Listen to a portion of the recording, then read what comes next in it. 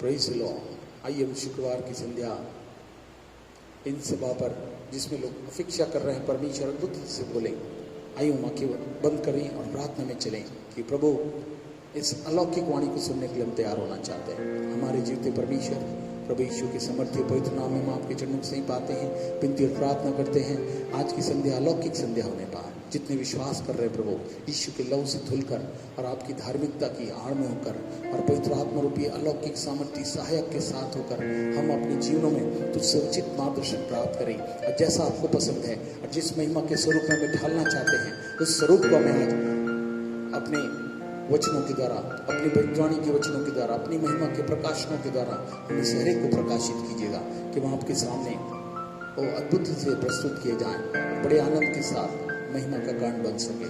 धन्यवाद देते हैं, पूरे समय को पवित्र आत्मा आपके नियंत्रण में देते हैं। जितने इसमें शामिल हो रहे हैं सबों को प्रभु स्तुति प्रशंसा के साथ अलौकिक वाणी सुनने के लिए तैयार कीजिए। हमारा समर्पण स्तुति भेंट जो आपको पसंद है इस तरह से देकर अपने जीवन को आपके हाथों में दे सके।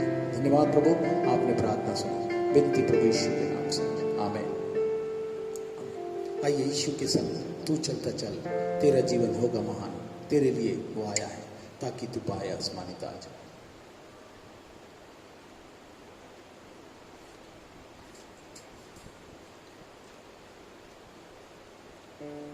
आइए मिलकर, प्रभु ने कहा मैं तो तुम्हें छोड़ूंगा नहीं, हर समय साथ रहूंगा, ताकि हम प्रभु से अद्भुत आसमानी ताज को प्राप्त करें।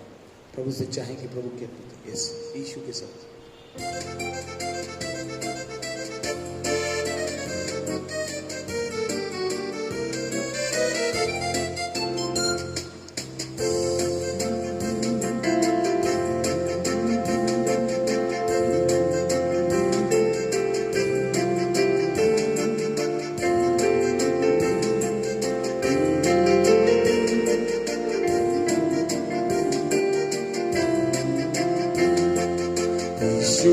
के संग तू चलता चल, तेरा जीवन होगा महान।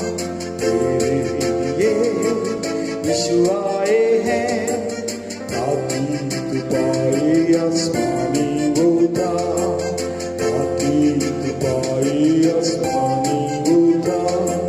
जब तू अकेला चले दुनिया के सफर में, जब तू अकेला चले दुनिया के सफर में, थामेगा वो तेरा हाथ। जब लोग तुझको छोड़े,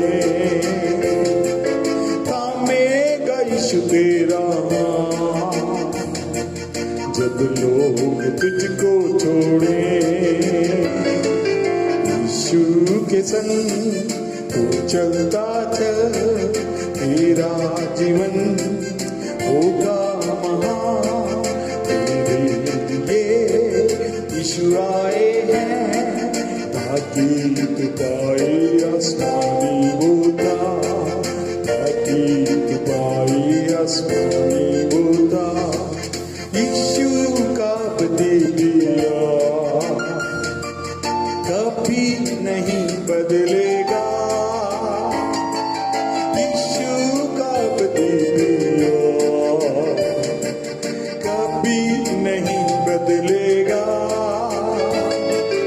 अगर तू करता है प्यार, तेरा वो है मददगार।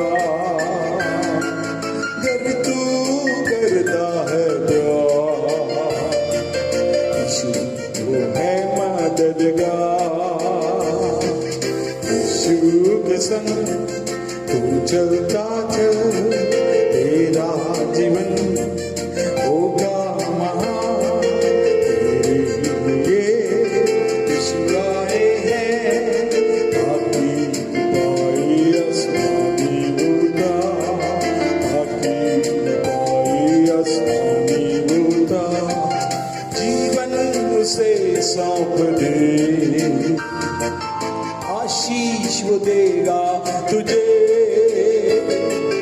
जीवन यीशु को सौंप दे, आशीष वो देगा तुझे,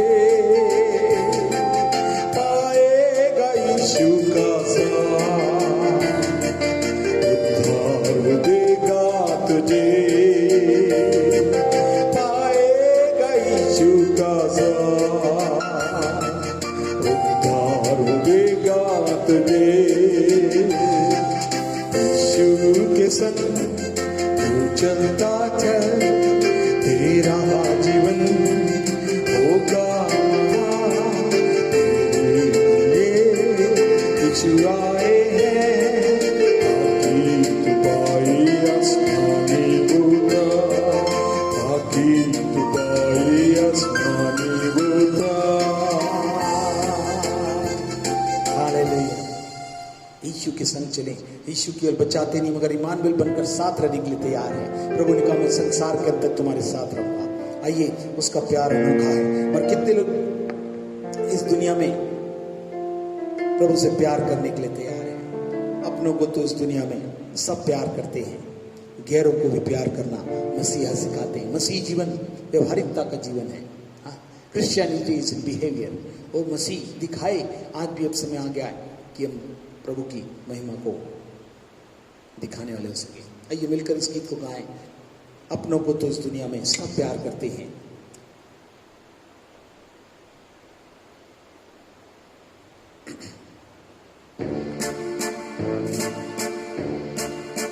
इस गीत को मिलकर गाएं और प्रभु से कहें, हाँ प्रभु, प्यार ही सब कुछ है।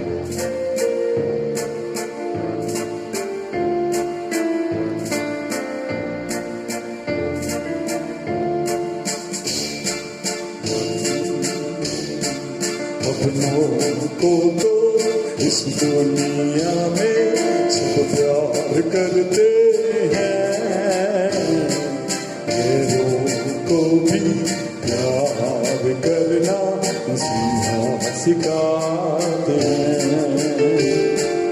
अपनों को तो इस दुनिया में सब प्यार करते हैं, दुश्मन को भी प्यार करना मसीहा सिखाते हैं। एक गाल पर को मारे जो चाटा, तू जागा दे देना। ले जाए कोई 1 मील जबरन, 2 मील तू साथ जाना। एक गाल पर कोई मारे जो चाटा, तू जागा दे देना। ले जाए कोई 1 मील जबरन, 2 मील तू साथ जाना। अपनों को तो अपना सब कुछ सब लोग देते हैं, गैरों पर भी सब कुछ लुटाना मसीहा सिखाते हैं। अपनों को तो इस दुनिया में सब प्यार करते हैं, दुश्मन को भी प्यार करना मसीहा सिखाते हैं। अपनों से जैसा वैसे ही अपने पड़ोसी से प्यार करो। यीशु मरा तेरे पापों के खातिर, ये विश्वास करो। अपनों से जैसा वैसे ही अपने पड़ोसी से प्यार करो। यीशु मरा तेरे पापों के खातिर, ये विश्वास करो।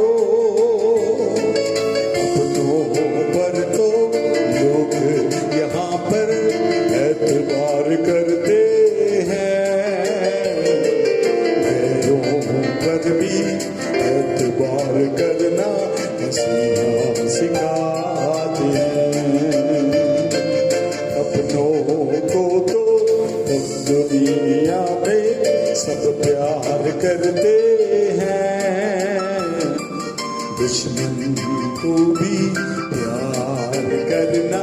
मसीहा सिखाते हैं। जो दे तुमको काटे उसका दामन फूलों से भर दो। यीशु ने तुमको माफ किया, तुम भी माफ कर दो। जो दे तुमको काटे उसका दामन फूलों से भर दो। यीशु ने तुमको माफ किया, तुम भी माफ कर दो।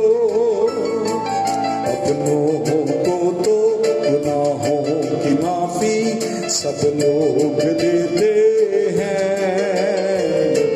बैरी को भी माफ करना मसीहा सिखाते हैं। अपनों को तो इस दुनिया में सब प्यार करते हैं, को भी प्यार करना मसीहा सिखाते हैं, मसीहा सिखाते हैं, मसीहा सिखाते हैं। जो उसने सिखाया वो उसको करना भी चाहता है। आसमानों में होगा मेरा भी एक मकान, उसमें रहेंगे हम जाके, छोड़ेंगे जब ये जहान। आसमानों में होगा मेरा एक मकान, हमारा मकान आसमानों में होगा। प्रभु की महिमा होगी, उसका नाम ऊंचा होगा और हम मिलकर प्रभु की महिमा करेंगे और उसके नाम को ऊंचा उठाएंगे और उसकी जय जयकार करेंगे। यस, आइए हम मिलकर इस गीत को गाएं, विश्वास के साथ उसकी घोषणा करेंगे। जो हम प्यार करेंगे, माफ करेंगे तो प्रभु हमें बड़े ताज के साथ ले जाएगा।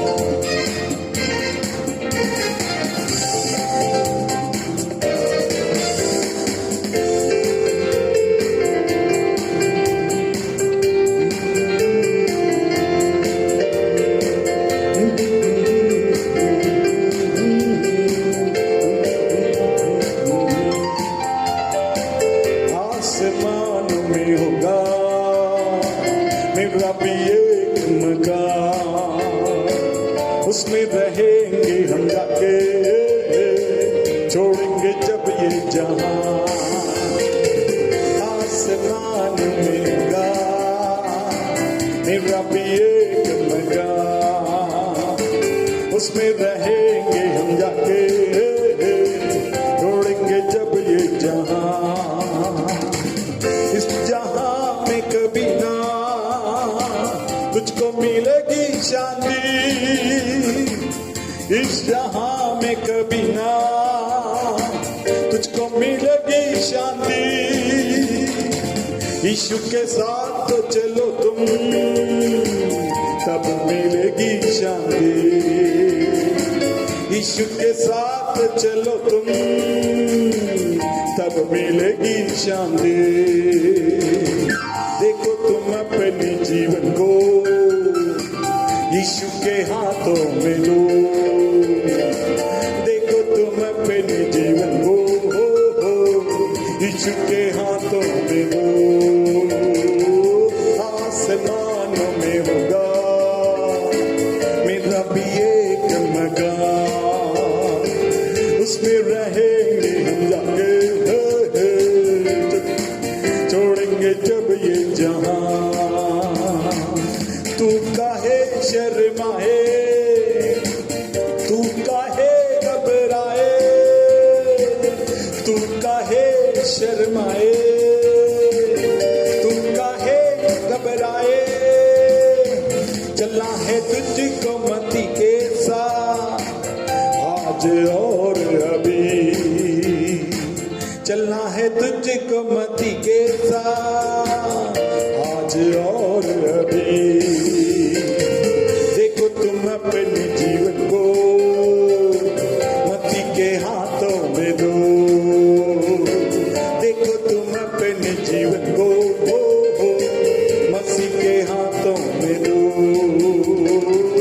आसमानों में होगा मेरा भी एक मकान, उसमें रहेंगे हम जाके,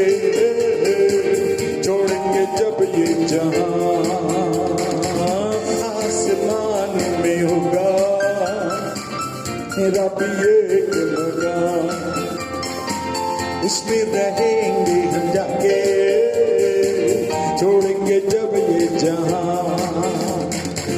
लिखा गया मेमने की पुस्तक में भी मेरा नाम, लिखा गया मेमने की पुस्तक में भी मेरा नाम।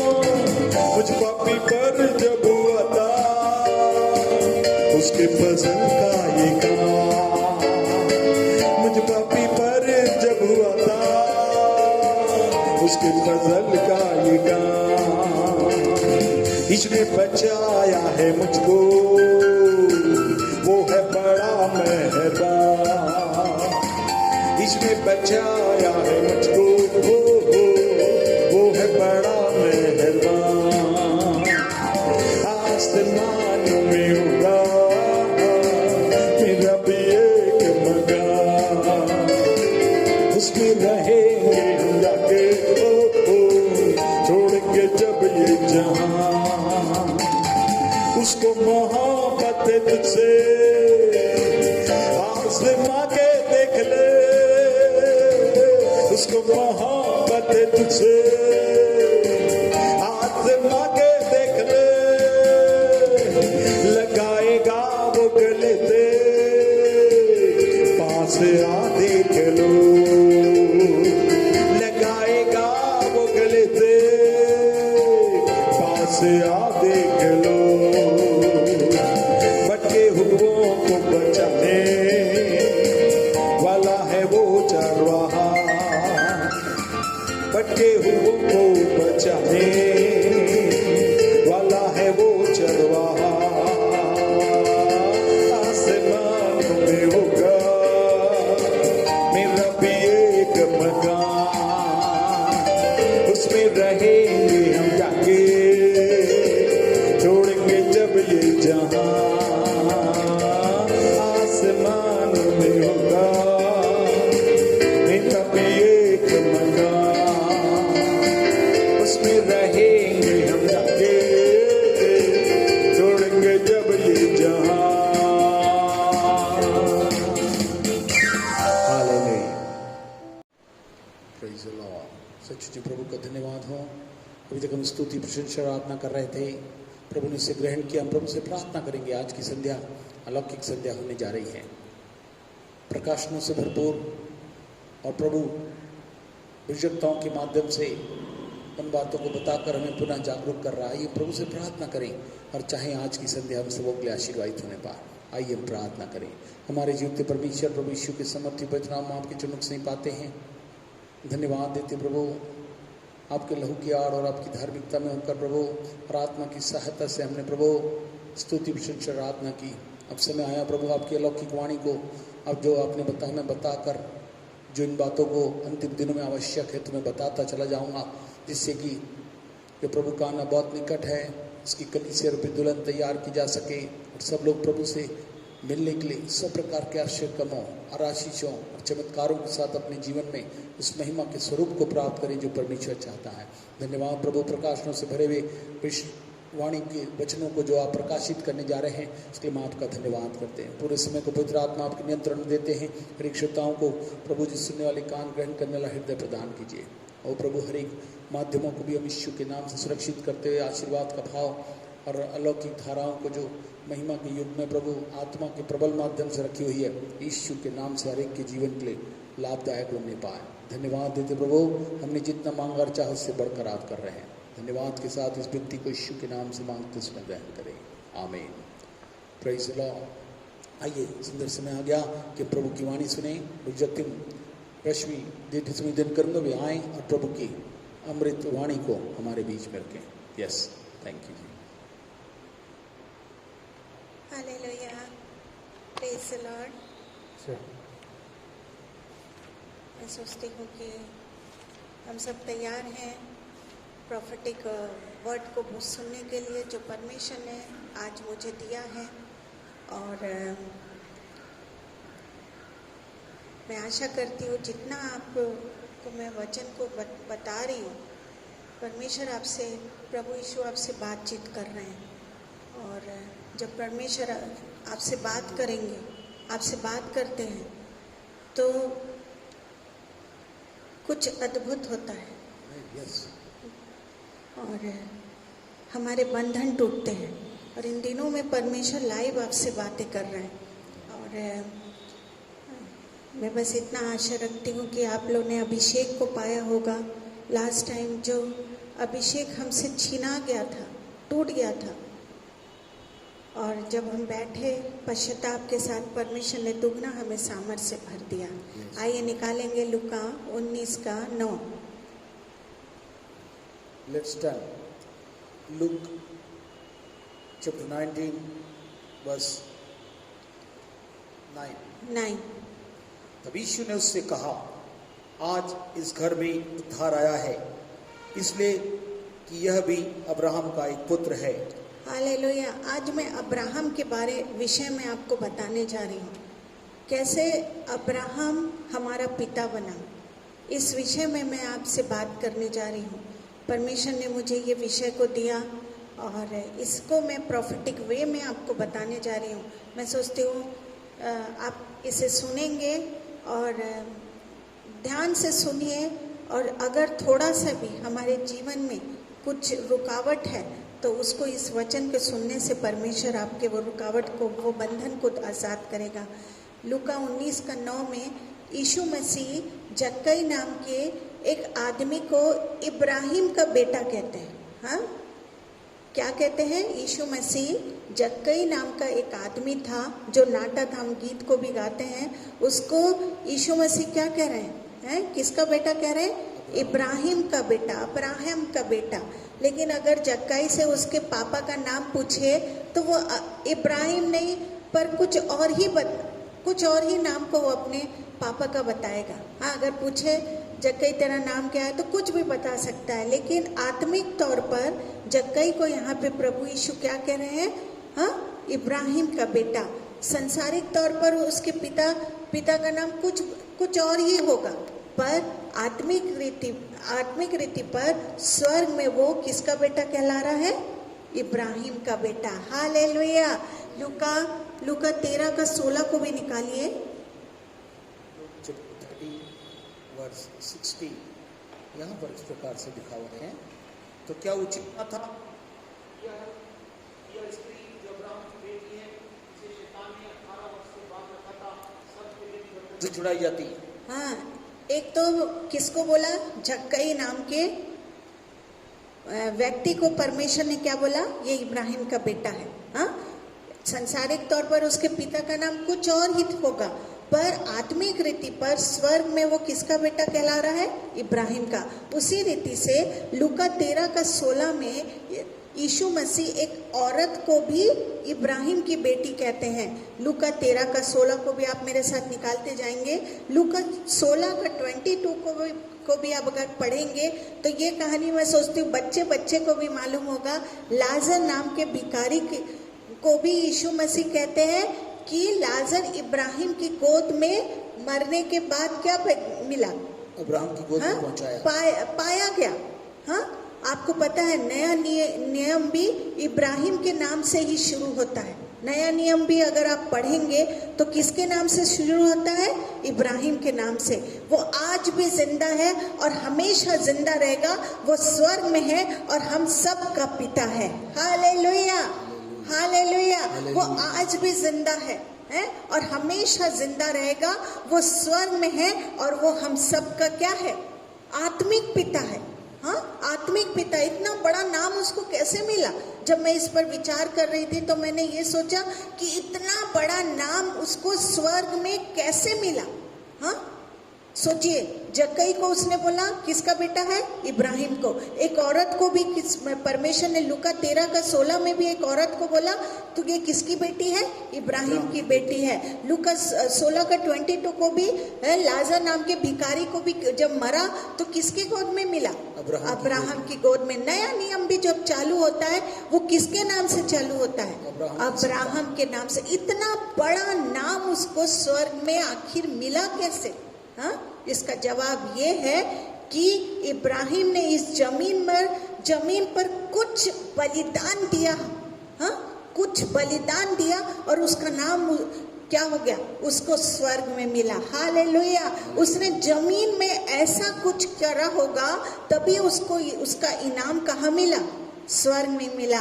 आज के विश्वासियों का पिता है वो। Hallelujah, hallelujah, hallelujah.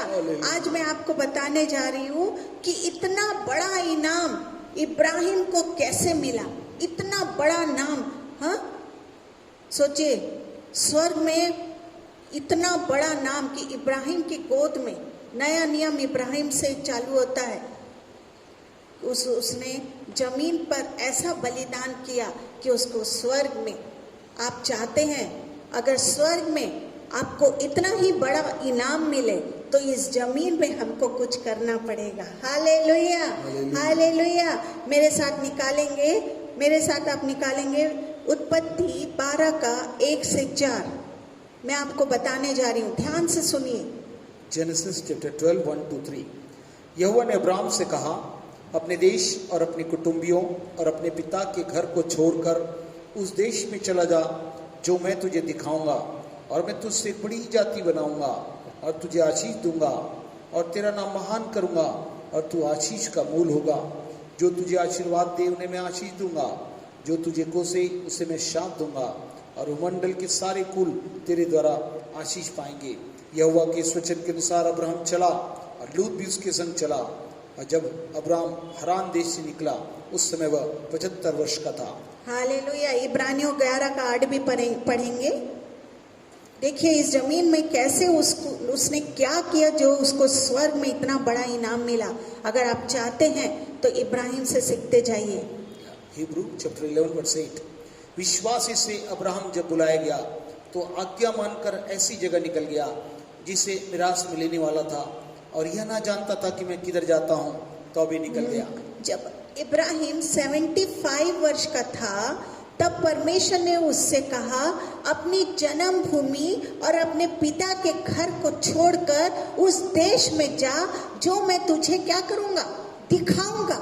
और इब्राहिम ने अपने परमेश्वर के वचन के अनुसार किया, कुछ क्वेश्चन नहीं किया। परमेश्वर ने बोला, इब्राहिम तू निकल, मैं तुझे वो देश में ले जाने जा रहा हूँ जो मैं तुझे दिखाऊंगा। और इब्राहिम ने जैसे परमेश्वर की वाणी आई और क्या हो गया, हाँ, इब्राहिम वहां से उसके वचन के अनुसार निकल गया।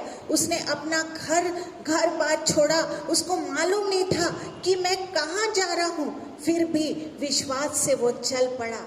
इसी तरह हमने भी क्या नहीं देखा, स्वर्ग नहीं देखा, फिर भी विश्वास से आत्मिक जीवन में आगे बढ़ रहे हैं कि नहीं। आपने कभी स्वर्ग देखा है? इब्राहिम घर छोड़ते जैसे प्रभु यीशु का वचन उस तक पहुंचा कि इब्राहिम तू निकल, हाँ, मैं तुझे वो देश दिखाऊंगा जो तूने कभी देखा भी नहीं है। उसके वचन के अनुसार इब्राहिम निकल गया। उसी तरह आज हमने भी क्या नहीं देखा, हमने भी स्वर्ग नहीं देखा, फिर भी विश्वास से आत्मिक जीवन में आगे बढ़ रहे हैं कि नहीं, कि एक दिन प्रभु यीशु बादलों में आएगा और हमें अपने साथ स्वर्ग में ले जाएगा, अपने घर में ले जाएगा। हालेलुया। हमको भी सब कुछ छोड़कर क्या करना है, यीशु के, किसको मिलेगा पर स्वर्ग, हमको भी सब।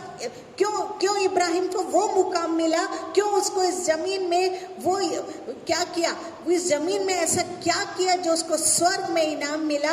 आज हमको भी क्या करना है, ऐसा क्या किया इब्राहिम ने जो उसको स्वर्ग में वो बात मिली। हमको भी प्रभु यीशु कहता है अपना सब कुछ छोड़कर यीशु के क्या करना है, पीछे चलना है, पीछे चलना है। जो कोई परमेश्वर से ज्यादा किसी भी अब चीज को क्या करता है, प्यार करता है, वो यीशु के क्या नहीं है, यीशु का सच्चा चेला नहीं है, यीशु के योग्य नहीं है। हालेलुया। हमने भी अभी तक के स्वर्ग देखा है क्या? हाँ, बस विश्वास कर रहे हैं कि हमारा प्रभु यीशु मसीह बादलों में, उसके वचन में विश्वास किए। वैसे इब्राहिम भी उसके वचन पर विश्वास किया और घर बार छोड़कर निकल गया। आज हमने भी क्या नहीं देखा, स्वर्ग नहीं देखा, पर विश्वास है कि हमको हमारा परमेश्वर क्या करने आने वाला है, लेने आने वाला है। लेकिन उसके लिए जो कोई परमेश्वर से ज्यादा, हाँ, किसी भी चीज को क्या करता है, प्यार करता है, वो परमेश्वर के योग्य नहीं है। याद रखिए। हाँ, प्यार एक ही से करिए, वो है जिंदा परमेश्वर, वो है सच्चा परमेश्वर, केवल प्रभु यीशु मसीह। ये सबको मालूम है कि हम एक दिन क्या हो जाएंगे, सब कुछ छोड़कर इस संसार से क्या हो जाएंगे, चले जाए ना, हमको चले जाना, हमको सबको मालूम है कि एक दिन हम इस संसार को छोड़कर चले जाएंगे। पर दूसरी बात यह है कि हमारा मन क्या हो जाता है, इस संसार में पूरी तरह फंसा लिया, हमने अपना मन को बुरी तरह इस संसार में फंसा लिया है। और प्रभु के लिए हमारे पास क्या नहीं है, समय नहीं है। हमको मालूम है हम एक दिन छोड़ के सब कुछ चले जाएंगे, लेकिन हमने अपना मन है, अपना पूरा ध्यान इस संसार में क्या कर लिया है, फंसा लिया है। मालूम है परमेश्वर कहता है मुझसे ज्यादा कोई किसी चीज से प्यार नहीं करे। अब्राहम को भी हो सकता था उसको अपने घर से प्यार होगा, लेकिन जैसे परमेश्वर की वाणी आई वो तुरंत निकल के चल पड़ा। आज हमको भी ये संसार में मन नहीं लगाना है, किसी चीज में मन नहीं लगाना है। हमको भी मालूम है कि एक दिन क्या करना है, हमको छोड़ के यहाँ से सब कुछ जाना है। हालेलुया। हालेलुया। और प्रभु के लिए हमारे पर क्या है, प्रभु के लिए हमारे पास समय नहीं है। दिन और रात संसारिक बातों में हम क्या करे रहते हैं, फंसे रहते हैं। दिन और रात संसारिक बातों में फंसे रहते हैं। अगर मैं पूछूं कि कितना समय आप अपने यीशु से बात करते हैं और यीशु आपसे बात करता है, अगर मैं पूछूं आपसे, कितने समय आप अपने यीशु से बात करते हैं और यीशु आपसे बात करता है, कितने समय?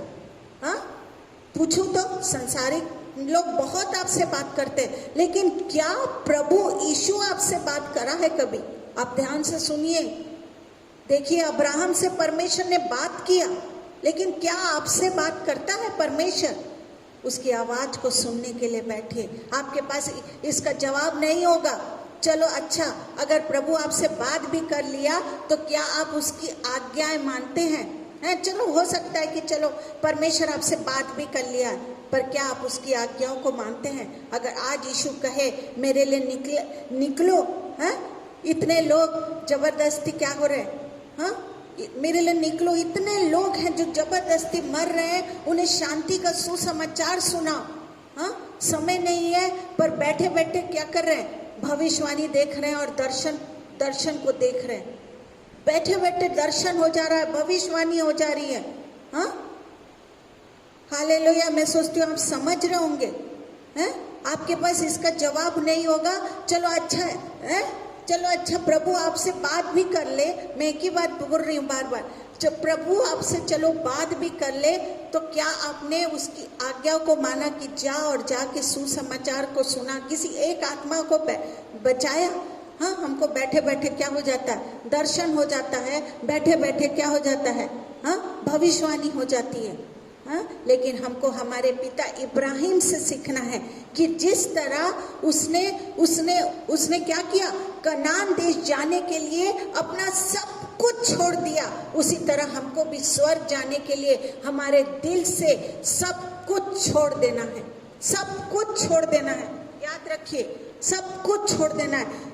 इब्राहिम कनान देश जाने के लिए क्या किया, अपना सब कुछ छोड़ दिया। उसी तरह हमको भी स्वर्ग जाने के लिए क्या करना है, इब्राहिम परमेश्वर की आवाज सुन के निकल पड़ा।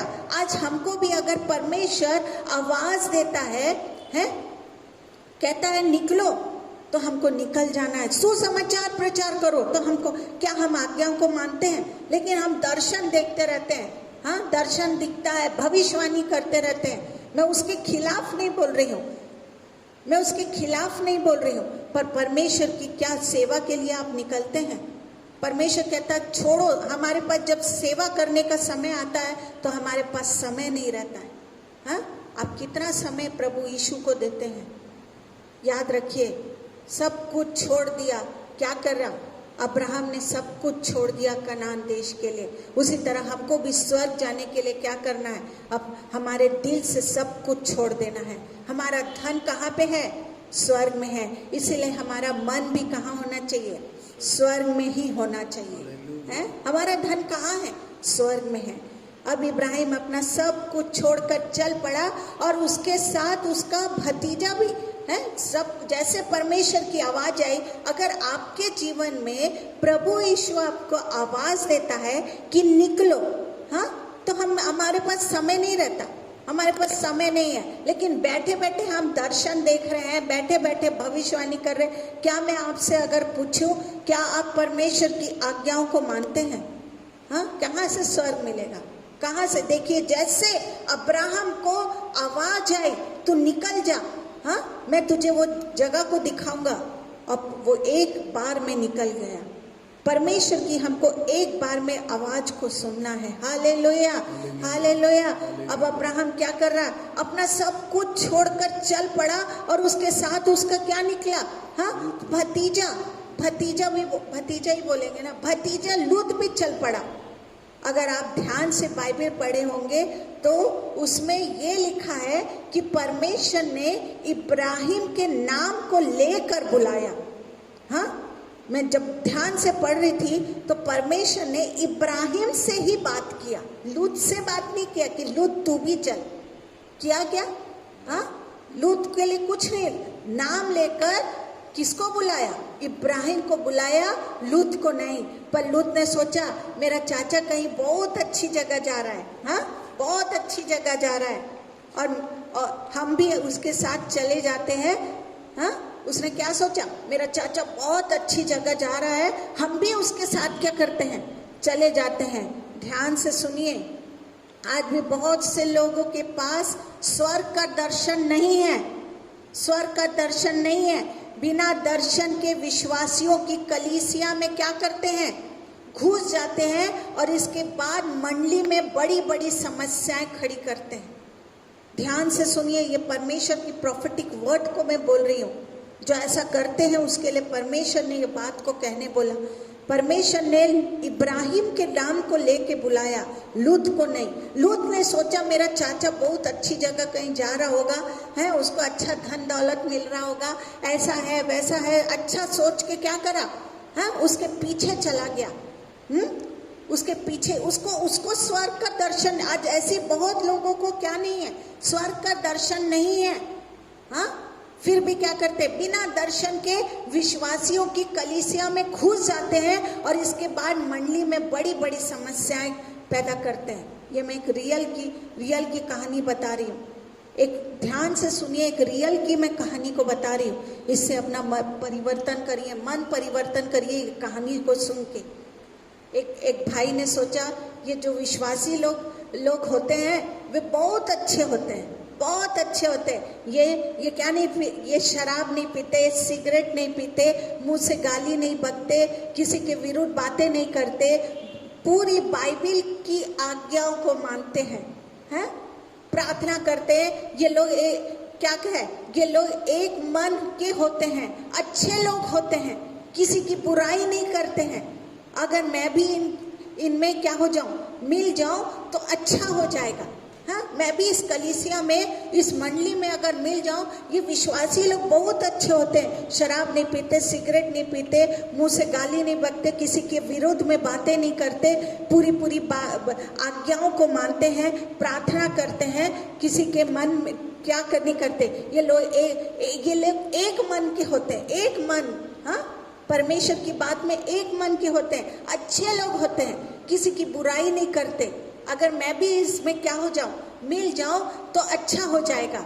हाँ, उसने किसी से पूछा कि इनके चर्च में हम कैसे प्रवेश कर सकते हैं, हम कैसे प्रवेश कर सकते हैं इनके चर्च में। भाई ने एक दूसरे भाई से पूछा कि इस चर्च में मैं आना चाहता हूँ, ये चर्च मेरे को बहुत पसंद आता है, हम इस चर्च में कैसे प्रवेश करें। तो भाई ने कहा अगर इस चर्च में आप क्या करना चाहते हैं, एंटर प्रवेश करना चाहते हैं, तो आपको क्या लेना पड़ेगा? बैप्टिज्म लेना पड़ेगा। और बैप्टिज्म लेने के बाद ही वो लोग आपको आपके चर्च का सदस्य बनाएंगे। और वो 6 महीना कलीसिया में आया, फिर उसने बपतिस्मा लिया। पास्टर भी खुश हो गए हैं कि एक आत्मा हमारे चर्च में क्या हो रही है, जुड़ रही है। और पास्टर बैप्टिज्म क्या करे? हाँ, पास्टर क्या करे? बैप्टिज्म भी दे दिए और चर्च का क्या बना लिए? सदस्य बना लिए। सदस्य बना लिए, उसको बैप्टिज्म भी दे। बहुत खुश हुए पास्टर साहब कि एक आत्मा बच रही है, और खुशी खुशी उसको जल्दी जल्दी बैप्टिज्म दे दिए और उसको अपने चर्च का क्या बना लिए, सदस्य बना लिए। धीरे धीरे ये भाई चर्च में राजनीति फैलाने लगा। कितना भेंट आता है, भेंट का बराबर हिसाब नहीं रखा जाता। इसके ऐसे व्यवहार से पास्टर और अच्छे विश्वासी क्या हो गए, परेशान हो गए। वो बस भेंट में ध्यान देता था। भेंट कितना भेंट आ रहा है, राजनीति फैलाने लगा, विरुद्ध में बातें करने लगा।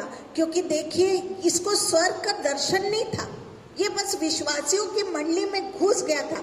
जैसे रूत को स्वर्ग का दर्शन नहीं था, परमेश्वर ने इब्राहिम को नाम लेके बुलाया था, लूत को नहीं। बस वो चला गया था कि मेरा चाचा कहीं अच्छी जगह में क्या कर रहा है, जा रहा है।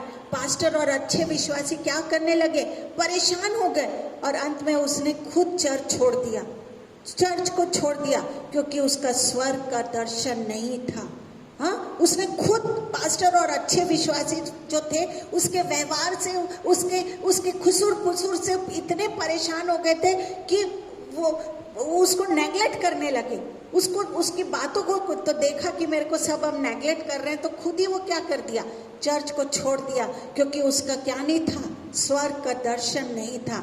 अगर उसका स्वर्ग का दर्शन होता तो वो मंडली में नई नई आत्माएं लाता। हाँ, अगर उसका सचमुच स्वर्ग का दर्शन होता और वो विश्वासियों की मंडली में वो घुसा था, तो वो नई आत्माओं को लाता है, राजनीति को नहीं लाता। आज में बहुत से लोगों का क्या नहीं है, स्वर्ग का दर्शन नहीं है। वो केवल भविष्यवाणी, चंगाई और धन पाने के लिए क्या करते हैं, चर्च में आते हैं। हाँ, उनका कोई दर्शन वर्शन नहीं है। वो केवल 3 चीज के लिए आते हैं, एक तो राजनीति फैलाने के लिए, दूसरा चंगाई के लिए, भविष्यवाणी के लिए, और हमारा फाइनेंस का, हमारा धन की बढ़ोतरी हो जाए, इसलिए चर्च आते हैं। स्वर्ग पाने के लिए नहीं आते हैं। स्वर्ग पाने के लिए उनको स्वर्ग से कोई मतलब नहीं रहे, बस संसार में क्या हो जाए, सब कुछ अच्छा मिल जाए। लूत अपना संसारिक भविष्य बनाने के लिए क्या किया, इब्राहिम के साथ क्या किया, आत्मिक के लिए संसारिक धन क्या हो जाए है। लूत क्या किया, अपना संसारिक भविष्य बनाने के लिए इब्राहिम के साथ क्या किया, चला, लेकिन आत्मिक के लिए नहीं। हाँ, संसारिक के लिए चला, आत्मिक के लिए नहीं।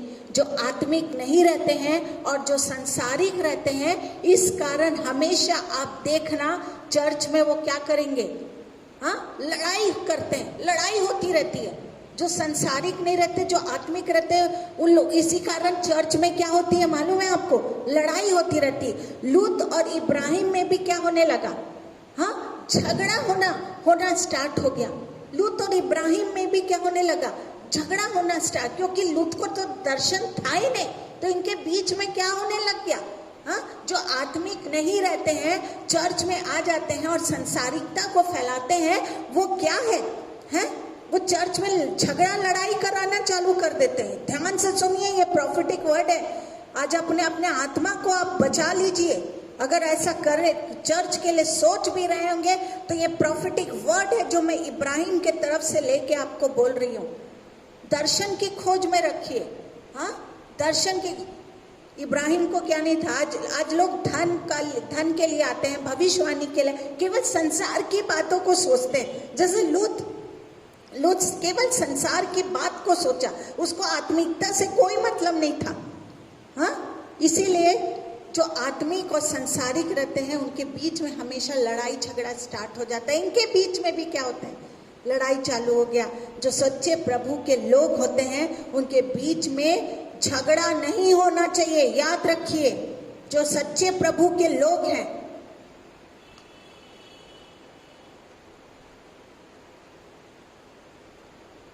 जो सच्चे प्रभु के लोग हैं, जो आत्मिक रीति में बस आगे बढ़ना चाहते हैं, वो चर्च में लड़ाई झगड़ा नहीं फैलाते हैं। जो सच्चे प्रभु के लोग होते हैं, उनके बीच में क्या नहीं होता, लड़ाई झगड़ा नहीं होता है। हमेशा विश्वासी लोगों को ये सोचना चाहिए कि झगड़े का अंत कैसे करें, कैसे हो झगड़े का। हमेशा विश्वासी लोग को एक बात सोचना चाहिए कि झगड़े का अंत कैसे हो। हमको इब्राहिम से सीखना चाहिए कि उसने झगड़े का अंत कैसे किया है। हमको इब्राहिम से सीखना चाहिए कि उसने झगड़े का अंत को कैसे किया। इब्राहिम ने लूत से कहा, तू मुझसे अलग हो, रोज रोज की लड़ाई क्या नहीं है, हाँ ठीक नहीं है, रोज रोज की लड़ाई ठीक नहीं है, और जो कुछ तुझे पसंद है उसे ले ले। हैं अपन देख, आत्मिक लोग हैं, आत्मिक लोग के बीच में लड़ाई नहीं होना चाहिए, सॉल्यूशन ढूंढना चाहिए। तो इब्राहिम आत्मिक था, उसने बोला देख हम रोज रोज लड़ाई झगड़ा नहीं कर सकते, हमारे को लड़ाई करना ठीक नहीं है, जो कुछ तुझे पसंद है लूत उसको तू क्या कर, ले ले। उत्पत्ति 13 का 7 से 9 को हम पढ़ेंगे। मैं सोचते हैं आप समझ रहे होंगे। विश्वासी लोग जिसका दर्शन नहीं होता है, याद रखिए, जिसका स्वर्ग का दर्शन नहीं होता है, वो चर्च में, वो कलीसिया में केवल क्या फैलाते हैं, राजनीति को फैलाते हैं। हाँ, उनका स्वर्ग से कोई लेना देना नहीं रहता। लेकिन जो आत्मिक होते हैं उनको परमेश्वर की वाणी को सुनने आते हैं और क्या होते हैं, हाँ परमेश्वर की वाणी को सुनने आते हैं। हमेशा याद रखिए, जो आत्मिक होते हैं वो लड़ाई झगड़ा से दूर रहते हैं। हालेलुया। उत्पत्ति 13:7-9। अब्राहम और लूत की भेड़ बकरी और गाय बैल के चरवाहों में झगड़ा हुआ। उस समय कनानी और परिज्जी लोग उस देश में रहते थे। तो अब्राहम लूत से कहने लगा, मेरे और तेरे चरवाहों के बीच में झगड़ा ना होने पाए, क्योंकि हम लोग भाई बंधु हैं। क्या सारा देश तेरे सामने नहीं? ध्यान से सुनिए, अब्राहम ने क्या लूत से कहा। उत्पत्ति 13 का 7 से 9, इसे याद कर लीजिए। क्या सारा देश तेरे सामने नहीं, इसलिए मुझसे अलग हो जा। यदि तू बाईं ओर जाए तो मैं दाहिनी ओर जाऊंगा, यदि तू दाहिनी ओर जाए तो मैं बाईं ओर जाऊंगा। हालेलुया। देखो कितना अच्छा, जो आत्मिक लोग रहते हैं उन लोग सॉल्यूशन ढूंढते हैं।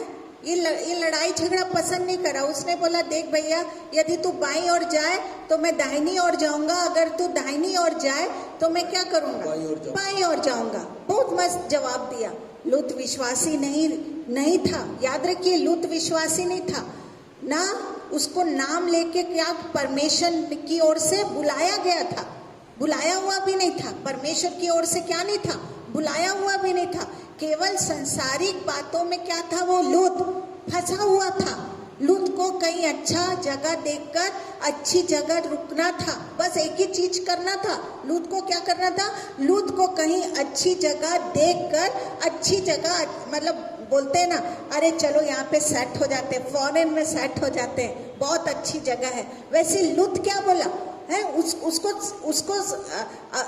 स्वर्ग का कोई दर्शन नहीं, वो केवल संसारिक था, है संसारिक बातों में ही फंसा हुआ था। लूत को एक अच्छी जगह देखना था और वहां पे क्या करना था, अपना जगह को, अपने लोगों को क्या करना था, बसा लेना था। वो यही चाहता था। और अपना संसारिक और दूसरा वो क्या करना चाहता था, अपना वहां रुक के अपनी संसारिक भविष्य को क्या करना चाहता था, बनाना चाहता था। पर इब्राहिम को आगे बढ़ना था। याद रखिए, इब्राहिम नाम लेके बुलाया गया था, उसको आगे बढ़ना था, उसको परमेश्वर की योजना को पूरी करना था और अपना आत्मिक भविष्य बनाना था। लूत को क्या बनाना था, लूत को संसारिक भविष्य बनाना था। और वो क्या कर रहा था, एक अच्छी जगह देख के वो रुकना चाहता था। लेकिन इब्राहिम को आगे बढ़ना था और अपना आत्मिक भविष्य बनाना था। लूत अच्छी जगह चुनकर बर्बाद हो गया। याद रखिए, लूत अच्छी जगह चुना, बहुत अच्छी जगह चुना, सब बेस्ट लिया, सब अच्छा लिया, और क्या हो गया, लूत क्या हो गया, बर्बाद हो गया। हालेलुया। इब्राहिम आगे बढ़ता बढ़ता आज विश्वासियों का पिता बन गया। Hallelujah, hallelujah. वो प्रभु की जो आज्ञा को मानेगा वो विश्वासी परमेश्वर के तरफ से ठहराया जाएगा। हालेलुया। इब्राहिम परमेश्वर के लिए आगे आत्मिक जीवन को बढ़ाने के लिए आगे आगे बढ़ता गया और आज वो विश्वासियों का पिता बन गया है। आपको पता है कि मनुष्य आखिर लड़ाई करता क्यों है? क्यों करता है मनुष्य? आखिर लड़ाई करता क्यों है? पहला कुरिन्थी 6:7 को हम निकालेंगे। पौलुस क्या कहता है, सुनिए। Chapter 6 verse 7। परंतु सचमुच तुम में बड़ा दोष तो यह है कि आपस में मुकदमा करते हो, अन्याय क्यों नहीं सहते, अपनी हानि क्यों नहीं सहते। पौलुस कहता है कि क्या? आपस में करते हो, मुकदमा करते हो, अन्याय क्यों नहीं सहते, अन्याय क्यों नहीं सहते, और हानि क्यों नहीं सहते, हानि क्यों नहीं सहते। आज अगर मैं पूछूं लड़ाई क्यों होता है तो मालूम है क्यों होता है? हक के कारण लड़ाई होती है, हक के कारण। अगर आप अपना हक छोड़ने को तैयार हो जाएंगे तो तुरंत क्या हो जाएगी? लड़ाई क्या हो जाएगी? बंद हो जाएगी। पौलुस यहाँ पर कहता है कि अपना नुकसान क्या करो? उठाओ, अपना नुकसान उठाओ। हाँ, लूत क्या कर रहा था? आज अपना भविष्य को देख रहा था। इब्राहिम ने अपना सब बेस्ट किया, बेस्ट ले लिया, अच्छा ले लिया। हाँ, पर क्या हुआ? इब्राहिम अपना आत्मिक जीवन को आगे बढ़ाने के लिए आगे। आखिर लड़ाई होती क्यों है? हक के लिए लड़ाई होती है। हाँ, ये मेरा ये तेरा। एक कहानी सुनना चाहते हैं आप लोग? एक कहानी को मैं सुनाती हूँ। ये कहानी मैं सोचती हूँ बचपन में मैं कहानी को सुनी थी। 2 साधु थे, उनमें से एक साधु कहता है, अरे भाई लोग लड़ते क्यों हैं? एक साधु बोलता है कि 2 साधु रहते, पक्के दोस्त रहते और उनको संसार से कोई मतलब नहीं रहता है। वो दोनों साधु मस्त जंगल में रहते हैं और उन लोग जब नीचे जाते कुछ सामान लेने तो देखते जब देखो लड़ते रहते हैं मनुष्य लोग। आखिर इन लोग लड़ते क्यों हैं? हाँ, क्या इनको लड़ने में मजा आता है? एक साधु दूसरे साधु से पूछता है, क्या इनको लड़ने में मजा आता है क्या? है क्या? तभी तो संसार के लोग क्या करते हैं? इनको मजा आता है तभी तो संसार के लोग क्या करते हैं? लड़ते हैं। तो दूसरा साधु कहता है कि लड़ने में मजा नहीं आता। हाँ, क्या होता है? लड़ने में मजा नहीं आता। तो चल भाई अपन भी लड़ के देखते हैं। बोलता है चल भाई अपन भी लड़ के देखते हैं कि आखिर लड़ने के बाद कैसा लगता है। हाँ, ये बोलता है चल भाई अपन भी लड़ के देख से मजा आता होगा तभी तो ये संसार के लोग क्या करते हैं? लड़ते रहते हैं। तो चल भाई, चल साधु भाई अपन भी लड़ाई करके देखते हैं। हाँ, हालेलुया, कि आखिर लड़ने के बाद कैसा लगता है। तब पहला साधु कहता है कि कैसे लड़ते हैं, हमको तो लड़ना नहीं आता। अब कैसे लड़ते हैं? हमको तो लड़ना नहीं आता। तब दूसरा साधु कहता है तेरी मेरी पर लड़ाई होती है, तेरी मेरी पर लड़ाई होता है। एक ही चीज को 2 जन मांगते हैं और लड़ाई होती है। तब दोनों साधु कहते हैं चलो अपन लड़ते हैं, तेरी मेरी करके झगड़ा करते हैं, फिर देखते हैं कैसा मजा आता है। तब पहला साधु एक ईंट लाया, एक ईंट को लाता है और उसको बीच में रखा और कहा तू कहना मेरा है और मैं कहूँगा नहीं ये ईंट मेरा है। फिर हमारा क्या हो जाएगा? झगड़ा हो जाएगा। तू कहना, ये एक ईंट को लाते हैं और उन लोग बीच में रखते हैं और वो कहता है एक साधु तू कहना ये ईंट मेरा है और मैं कहूँगा ये ईंट मेरा है और इसी में हमारा झगड़ा हो जाएगा। तब ये पहला साधु ने कहा ये ईंट मेरा क्या नहीं है, मेरी है। तब दूसरा साधु ने कहा तेरी है तो तू ले ले। हाँ, वो पहला साधु ने बोला कि ठीक है मैं ऐसा बोलूँगा और वो बोलता है ठीक है ये ईंट मेरी है बोलता है। तो दूसरा साधु बोलता है ठीक है तेरी है तो तू क्या कर, तू ले ले। तब पहला साधु बोला ऐसा मत बोल, तू ले ले नहीं तो झगड़ा नहीं होगा, तू क्या ये ईंट मेरी है। तब ये साधु कहता है ये शरीर ही मेरा नहीं है, इसको थोड़े दिन के बाद शमशान में जला देंगे तो ये ईंट पत्थर कहाँ से मेरे हो जाएंगे। हालेलुया, कितना बहुत सुंदर साधु ने जवाब दिया।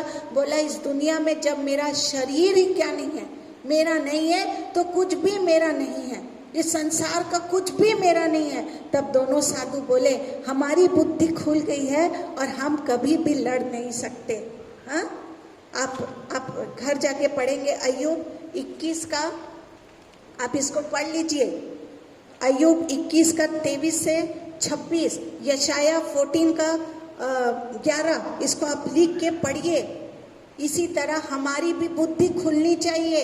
संसार में हमारा कुछ भी नहीं है, ये शरीर भी हमारा नहीं है, बहुत जल्दी ये मिट्टी में चला जाएगा और कीड़े खा जाएंगे। पर अगर इस दुनिया में हमारा कुछ नहीं है तो कहाँ है? अरे बहुत लोग पूछते हैं, अरे इस दुनिया में हमारा नहीं है कुछ भी तो कहाँ है? हमारा सब कुछ स्वर्ग में है। हालेलुया, हमारा सब कुछ स्वर्ग में है और इसको हम विश्वास की आंखों से देख सकते हैं।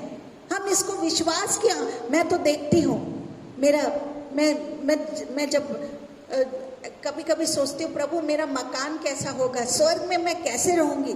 आप इसको विश्वास की आंख से क्या कर सकते हैं? देख सकते हैं। इब्राहिम ने अपना हक छोड़ दिया और आगे आगे क्या करता गया? बढ़ता गया। हालेलुया, आगे आगे क्या करता गया? अपना हक को छोड़ दिया और क्या किया? आगे आगे बढ़ता गया। Hallelujah, hallelujah, hallelujah, hallelujah. ये साधु लोग ने क्या किया? बोले अरे हमारा तो बुद्धि खुल गया है भैया, हम नहीं लड़ते। हाँ, ये संसार लोग ईंटा के लिए, पत्थर के लिए लड़े जा रहे हैं। Hallelujah, hallelujah. सब कुछ कहाँ है? हमारा स्वर्ग में है। हमने अब विश्वास की आंखों से उसे देख सकते हैं। हाँ, जब बाइबिल आप पढ़ेंगे तो एक एक चीज लिखा है कि स्वर्ग हमारा कैसा है। हम गीत भी गाते हैं, स्वर्ग ऐसी सुंदर जगह, मेरा यीशु वहाँ रहता। उत्पत्ति 14 का 1 से 24 को आप घर जाके पढ़िएगा, घर जाके उत्पत्ति 14 का 1 से 24 को घर जाके पढ़िएगा। इसके बाद जब लूत सदोम अमोरा में रहने लगा, मजे से रह रहा है। हाँ, लूत संसारिक उसको देखना था, इसलिए वो वहाँ पे रुक गया। सब अच्छा लिया, हरा भरा लिया, ताजी गाय बैल बकरी सब लिया, सब अच्छा लिया। उसके बाद वो लूत कहाँ रहने लगा? सदोम और अमोरा में रहने लगा। तब उस देश पर दूसरे राजाओं ने क्या कर दी? चढ़ाई की और उसको जीत लिया। या देखिए, है उस देश में दूसरे राजाओं ने क्या की? चढ़ाई की और उसको जीत लिया और उसके लोगों को और लूत को क्या बना लिया? कैद करके ले गए। हाँ, कैद करके ले गए। जब इब्राहिम को पता चला ये बात तो वे तुरंत अपने लोगों को लेकर उन राजाओं से लड़ने गया। सोचिए, जैसे इब्राहिम को पता चला तो ये तुरंत क्या किया? दूसरे अपने लोगों को लेकर उनको छुड़ाने के लिए, वो राजाओं से लड़ने के लिए क्या किया? तुरंत निकल गया। जिन्होंने उनके भतीजे लूत को कैद किया था और जीतकर सबको दुश्मन से आजाद करा दिया। हाँ, कितनी बड़ी बात किया। हाँ, बोल सकता था अरे तूने तो लिया था ना, जा रहे ऐसी रहे। हाँ, मेरे को क्या देखने की जरूरत है। हाँ, पर उसने ऐसा नहीं किया। इब्राहिम ने ऐसा नहीं किया। इब्राहिम क्या किया? जैसे उसको खबर पड़ती है कि दूसरे राजाओं ने मेरे भतीजे को क्या कर लिया है? बंदी बना लिया है, कैद कर लिया है। वो तुरंत उन राजाओं पर क्या करने लग गया? हाँ, लड़ने के लिए चला गया और उनको कैद से क्या किया? छुड़ाया और जीतकर सब दुश्मनों से उन्हें आजाद भी कराया। सोचो, अगर आज हमारे किसी दुश्मन पर कोई मुसीबत आए तो हम खुश होते हैं। हाँ, बहुत खुश होते हैं। अरे तूने मेरे साथ ऐसा किया ना, अब ले भुगत। यही वर्ड सबसे पहले हम विश्वासी लोग बोलते हैं। इब्राहिम भी बोल सकता था, तूने तो मेरे को सब सूखा सूखा दिया ना, ले भुगत। हरा भरा लेके भी, तंदुरुस्त भी लेके तू तो राजा ही क्या हो गया? चढ़ाई कर दिए तेरे ऊपर, छिना गया तेरे सब शूरवीर लोग, तेरे नाश हो गए, कैद में चले गए। ऐसा बोल सकता था। हाँ, आज हमारे पर क्या हो जाए? मुसीबत आ जाए दुश्मन पर, अगर कोई हमारा दुश्मन पर मुसीबत, हम बहुत खुश होते हैं। हम विश्वासी लोग बहुत खुश होते हैं। अच्छा मजा आया, चटनी चढ़ाई। हाँ, यही बोलते हैं, मजा आ गया। ये परमेश्वर के तरफ एक को ऐसा होगा, बहुत सॉर्ट ऑफ बात कर देते हैं हम विश्वासी लोग। पर इब्राहिम ने ऐसा नहीं किया। हाँ, उसने ऐसा नहीं सोचा। आप भी सीखते जाइए। अगर आपका दुश्मन कितना भी भारी दुश्मन है और वो कष्ट में है, मुसीबत में है, हंसी मत उड़ाइए, जाइए और उसका मदद करना सीखिए। इब्राहिम ने इतना गंदा लूत ने किया, हाँ, तब भी उसको कैद से छुड़ाने के लिए वो चला गया अपने लोगों को लेके। और कैद से छुड़ाया, हाँ, हंसी नहीं उड़ाया। इब्राहिम से सीखिए आप, हाँ, वो लूत को दुश्मन से छुड़ा कर लाया और इब्राहिम ने लूत को क्या किया, दुश्मनों से छुड़ा के भी लाया और लूत से क्या किया, इब्राहिम ने प्यार किया। मत्ती 5:44 को पढ़ेंगे। मैथ्यू देखिए परमेश्वर क्या कहता है। Matthew chapter 5 verse 44।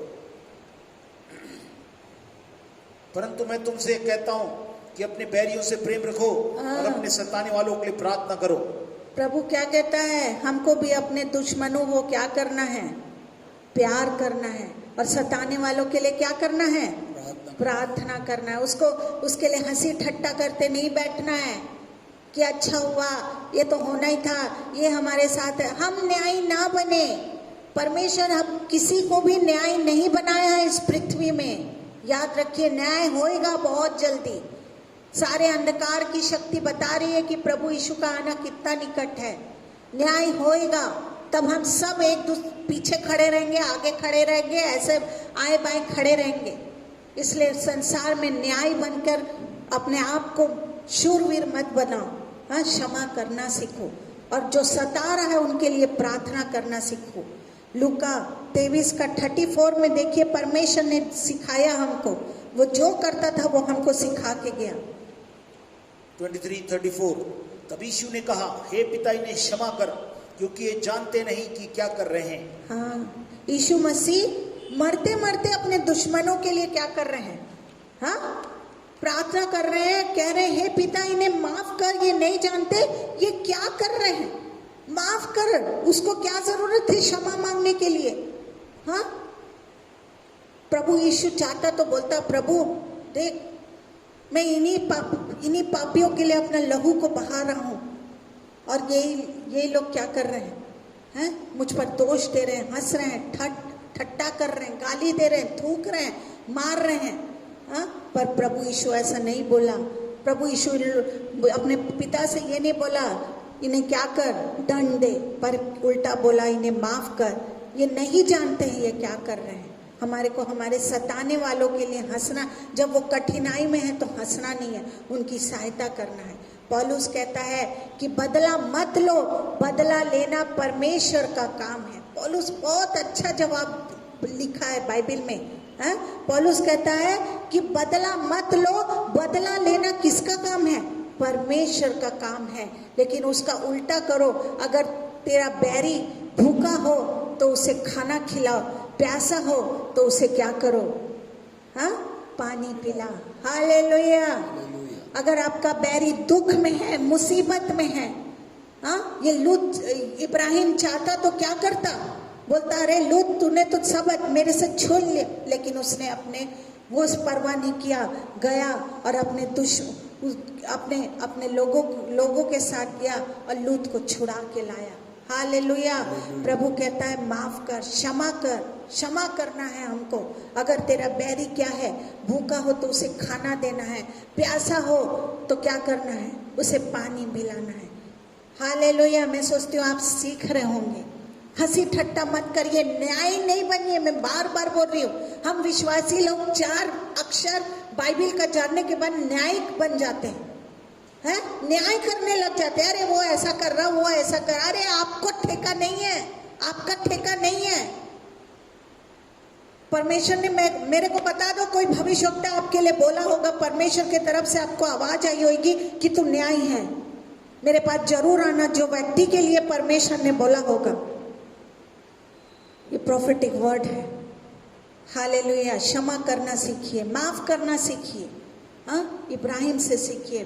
पौलुस भी कहता है अगर तेरा बैरी भूखा है तो उसे भोजन दे, प्यासा है तो क्या कर, पानी दे। Hallelujah, hallelujah. मैं सोचती हूँ आप सीख रहे होंगे। इसके बाद जब इब्राहिम सदोम अमोरा के लोगों को क्या किया और उनके भतीजों को क्या किया, दुश्मन से लड़कर आजाद करके वापस लाया, तब सदोम के राजा ने कहा लूट का धन तू क्या कर, हाँ, लूटा हुआ धन को तू ले ले, क्योंकि तूने मेहनत की है। हाँ, उत्पत्ति में हम पढ़ते हैं, उत्पत्ति में हम पढ़ते हैं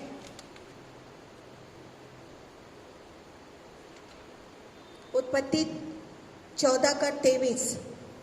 उसकी मैं यह शपथ खाता हूँ कि जो कुछ तेरा है उसमें न तो मैं एक सूत, न जूती का बंधन, न कोई और वस्तु लूंगा, कि तू ऐसा न कहने पाए कि अब्राहम मेरे ही कारण धनी हुआ। हालेलुया।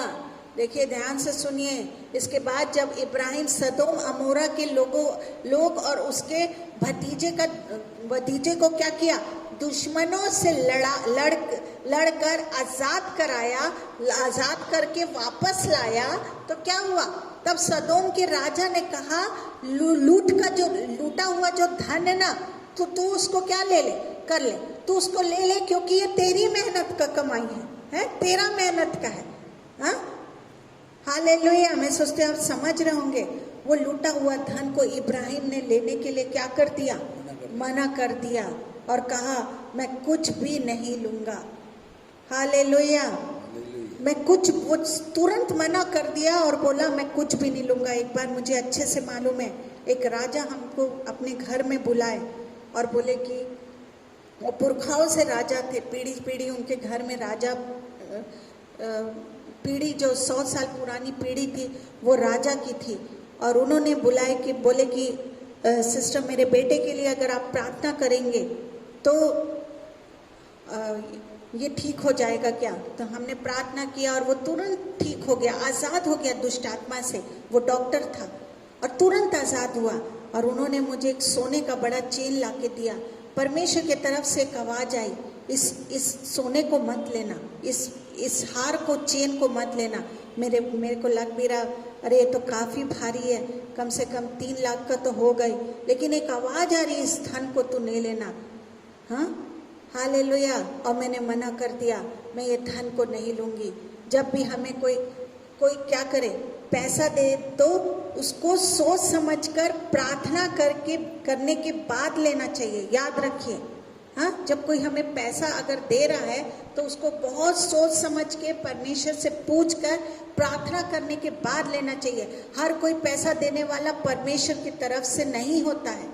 हर कोई पैसा, उसमें भी श्राप आता है। हर पैसा देने वाला परमेश्वर की तरफ से क्या नहीं होता, नहीं होता। विशेषकर अन्य जातियों से पैसा नहीं लेना चाहिए। हाँ, विशेषकर याद रखिए, अन्य जातियों से पैसा लेना ही नहीं चाहिए जब तक वो प्रभु को ग्रहण ना कर ले और दूसरा गलत काम छोड़ ना दे।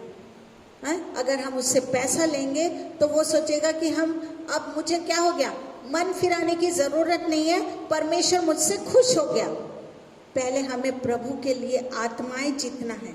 उत्पत्ति 15:1 को पढ़ेंगे। पहले हमको क्या करना है? परमेश्वर के लिए आत्माओं को जीतना है। इन बातों के पश्चात यहोवा का यह वचन दर्शन में अब्राम के पास पहुंचा, हे अब्राम, मत डर, तेरी ढाल और तेरा अत्यंत बड़ा प्रतिफल मैं हूँ। हालेलुया। जब अब्राहम ने धन नहीं लिया तब परमेश्वर ने उसे कहा, मत डर, मैं तेरा धन हूँ। हालेलुया। सचमुच परमेश्वर हमारा क्या है? धन है।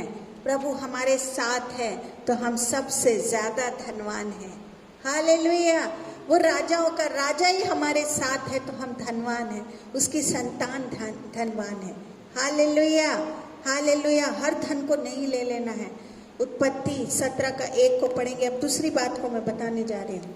जब अब्राम 99 वर्ष का हो गया तो यहोवा ने उसको दर्शन देकर कहा, मैं सर्वशक्तिमान ईश्वर हूँ, मेरी उपस्थिति में चल और सिद्ध होता जा। हालेलुया। इसके बाद जब इब्राहिम 99 इयर्स का हो गया तब परमेश्वर ने उससे कहा कि मेरी उपस्थिति में चल और सिद्ध होता जा। इसका क्या मतलब है? सिद्ध होता। अरे परमेश्वर, मैं तेरी सब बात को सुन रहा हूँ, धन छोड़ दिया, धन छोड़ दिया, लूत को भी क्या किया, दुश्मन से प्यार कर बोला तो मैंने दुश्मन से भी प्यार किया, सब तो कर रहा हूँ परमेश्वर, है? फिर क्या सिद्धता की बात कर रहा है तू? क्या सिद्धता का बात कर रहा है? इसका जवाब है कि 99 वर्ष का होकर भी इब्राहिम सिद्ध नहीं हुआ। हाँ, अभी भी उसके जीवन में कमी है, अभी भी उसके जीवन में कमी है। क्या कमी है मैं बता रही हूँ। कभी वो अपनी पत्नी को क्या बोलता, बहन बताता, कभी हाजिरा को अपनी पत्नी बना देता था। हाँ, कभी सारा को क्या बोलता था, बहन, और हाजिरा को पत्नी। हम सारा को बहन और हाजिरा को पत्नी बना देता था। इतना प्रभु का भय मानने वाला भी इन कमियों को लेकर क्या कर रहा था, चल रहा था, इन कमियों को भी लेकर चल रहा था। ये कमियां उनके जीवन से दूर होनी चाहिए।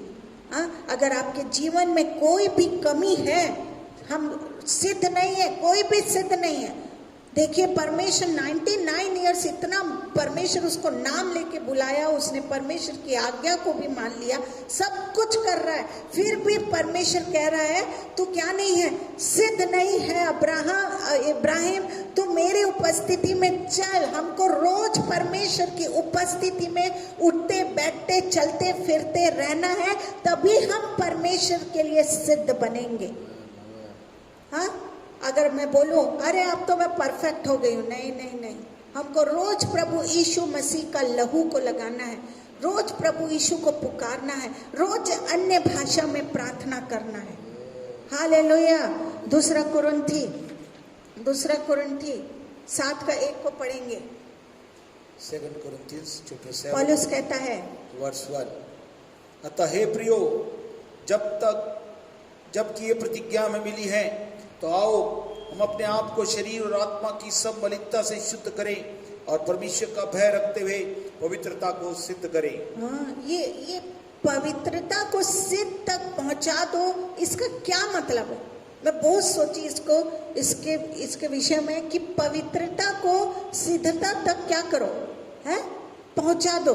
इसका मतलब है कि सारे पाप को हमको रोज छोड़ना है, सारे पाप को छोड़ देना है। परमेश्वर ही हमें बुरी तरह से क्या कर सकता है, पवित्र कर सकता है।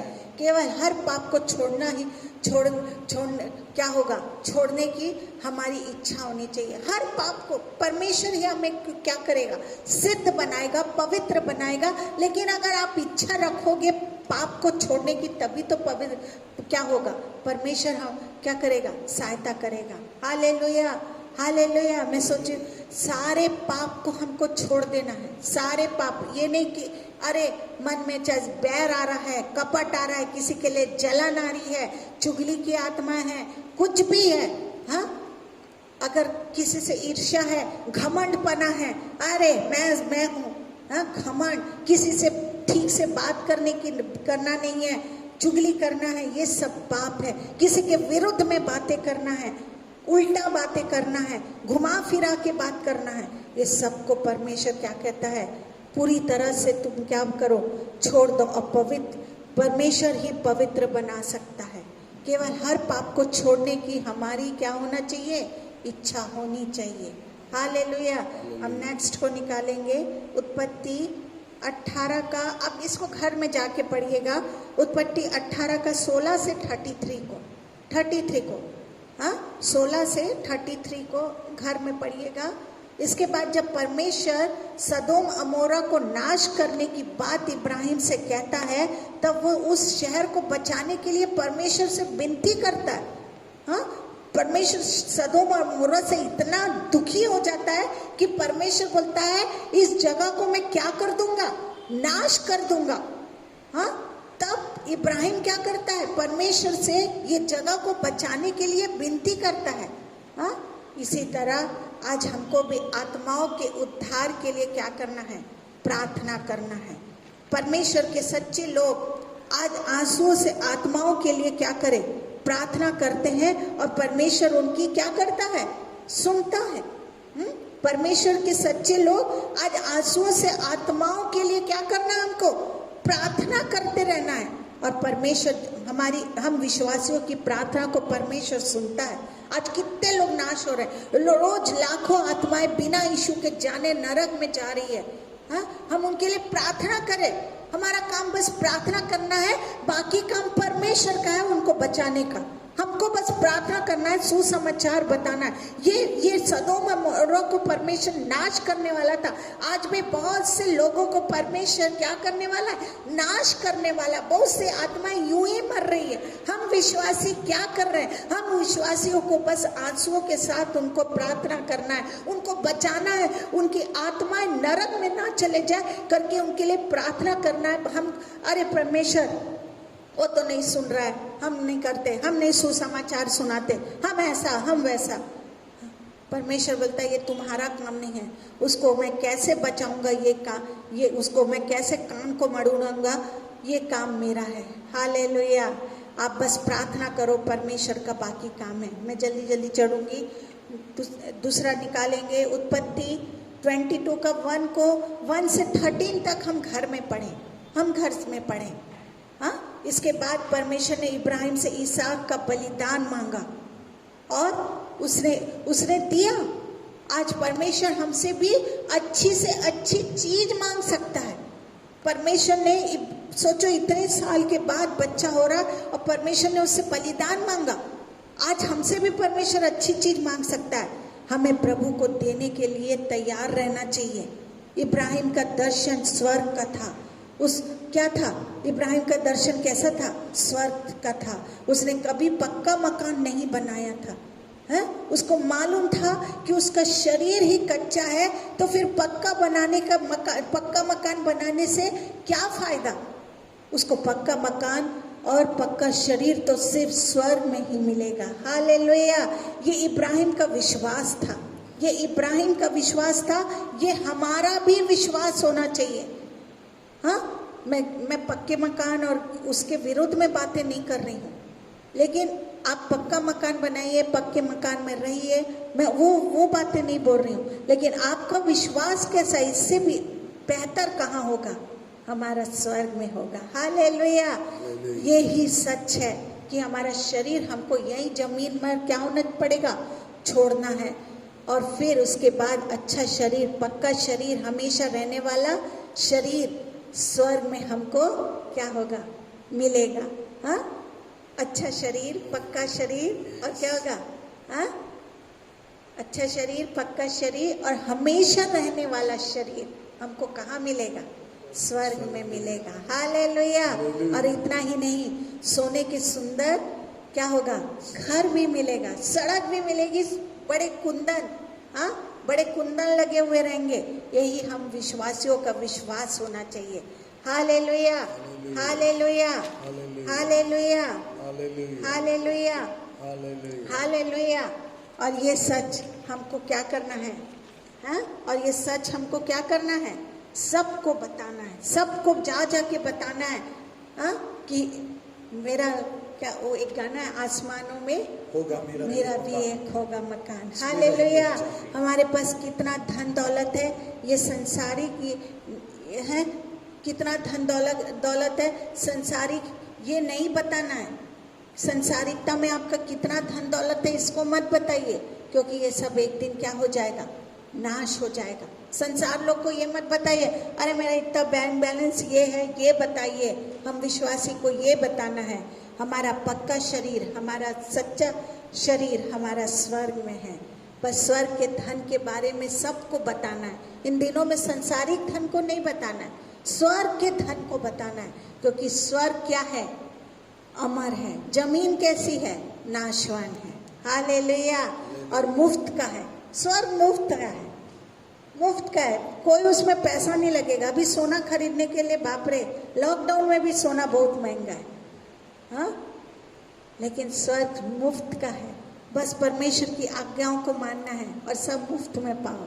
और सबके लिए, और सबसे बड़ी बात, यीशु के लहू के द्वारा हम छुटकारा पाते हैं, ये लोगों को बताना है। सबसे बड़ी बात जो बताना है लोगों को, क्या बताना? हम यीशु के द्वारा उसके लहू के द्वारा हम क्या पाते हैं? छुटकारा पाते हैं। इब्राहिम हमारा क्या था? आत्मिक पिता है। उसके सारे गुण हमारे जीवन में क्या होना चाहिए? होना चाहिए। वो हमारे आत्मिक पिता है, उसके सारे गुण हमारे पास होना चाहिए, तब हम स्वर्ग में उसकी गोद में बैठेंगे। Hallelujah, hallelujah. मैं सोचती हूँ आप बहुत कुछ सीख गए होंगे, आज बहुत कुछ सीख गए होंगे। परमेश्वर आपको इस वचन से आशीषित करे। मैं बहुत सिंपल तरीके से आपको ये वचन को सिखाई हूँ, और आज परमेश्वर बहुतों को ये महीना हमारे बढ़ोतरी का महीना है। परमेश्वर कहता है हमारे गुण को बढ़ाने का महीना है। हाँ, आपको परमेश्वर ने जो दर्शन को दिया है, जैसे स्वर्ग के दर्शन को दिया है, आप निकल जाइए, परमेश्वर के लिए काम करिए, परमेश्वर के लिए सेवा करिए। आप अपने सांसारिक बातों को मत बताते रहिए, संसार में मेरा कितना है, मैं तो बहुत बहुत बलवान हूँ, मैं तो ऐसा है, मैं तो सब कुछ पा लिया। मैं ये बताने की ज़रूरत नहीं है। आप विश्वास से आप हमको एक दिन कहाँ जाना है, स्वर्ग में जाना है, ये बताइए कि स्वर्ग में मेरा धन कितना इकट्ठा हो रहा है। हालेलुया। ओ रामंदाला राबा शिंदिले रेला राबा शिखाला राबा। धन्यवाद धन्यवाद धन्यवाद देते परमेश्वर। आज ये मैसेज सुन के बहुतों का हृदय परिवर्तन हो रहा है परमेश्वर। जो दुखी है, बीमारी है परमेश्वर, बहुतों को मैं देख रही हूँ। और इखाला बाबा लारा शांता लारा, बहन स्मिता, परमेश्वर कह रहा है, बहन स्मिता, परमेश्वर कह रहा है बहुत दिन से आप कोई बात से उदास है, बहुत सी बातों को लेकर आप बहुत टेंशन में है। आप सोच रही है कि मेरा कैसे भविष्य में क्या होगा, मेरा कुछ समझ में, आपकी जॉब छूट गई है, परमेश्वर दिखा रहा है, जॉब आप छोड़ चुके हैं। परमेश्वर कह रहा है जैसे 15 दिन होगा, परमेश्वर आपको नया जॉब को देने जा रहा है। परमेश्वर आपके घर में एक नई खुशखबरी को देने जा रहा है। परमेश्वर वो रबा बाला रांदा लाराबा शिंदा, परमेश्वर एक बेटे को बता रहा है जो बैंक में है, उसकी परमेश्वर कह रहा है आप यस बैंक में है। परमेश्वर कह रहा है बहुत जल्दी परमेश्वर आपको 2021 जैसे लगेगा, बहुत से आपके घर में मैं परेशानी को, जबरदस्ती वाली परेशानी को देख रही हूँ। परमेश्वर कह रहा है और प्रभु कह रहा है बेटा 2021 फरवरी परमेश्वर आपके लिए उपाय को निकालने जा रहा है। आप छत्तीसगढ़ में नहीं, परमेश्वर मुझे महाराष्ट्र के तरफ में आपको दिखा रहा है। प्रभु आपको वो जॉब को दे दिया, बैंक का वो जॉब रहेगा। प्रभु कह रहा है बेटा आप ले लो उस जॉब को, परमेश्वर आपको वो जॉब को देने जा रहा है। परमेश्वर कह रहा है जबरदस्ती का एक गड्ढे में मैं गिरते हुए आपके घर को देख रही हूँ। बहुत से फाइनेंस की बातों को दिखा रहा है, जबरदस्ती आप किसी लोन में फंस गए हैं। जैसे अक्टूबर आएगा, 22 अक्टूबर आपका लोन को पूरा, आपका जो कजन है वो आपके सारे पैसे को लूट लिया है। परमेश्वर कह रहा है उसकी बुद्धि को परमेश्वर आज खोलने जा रहा है। और एक विश्वास करिए, परमेश्वर की बातों पर विश्वास करिए, परमेश्वर वो पैसे को आपको वापस दिला रहा है। प्रभु मैं धन्यवाद देती हूँ। और जिसका पैसा परमेश्वर फंसा हुआ है, परमेश्वर कह रहा है आज हाथ को उठाइए, परमेश्वर आपके अक्टूबर तक पैसे को पूरा क्लियर कर देगा। प्रभु मैं धन्यवाद देती हूँ परमेश्वर। और प्रभु परमेश्वर कह रहा है पास्टर बहुत जल्दी परमेश्वर आपके लिए बहुत जोर से डोर को ओपन कर रहा है। जैसे 21 आएगा, अब्रॉड के डोर्स को परमेश्वर बहुत जल्द फिर से ओपन कर देगा। प्रभु मैं धन्यवाद देती रिखा लारंदा लाराबा शिंदा लाराबा। परमेश्वर और रबा बाबा बहुत से लोगों को परमेश्वर दिखा रहा है जो इन दिनों में टूट गए हैं, नौकरी नहीं है। परमेश्वर कह रहा है ले लो इन नौकरी को।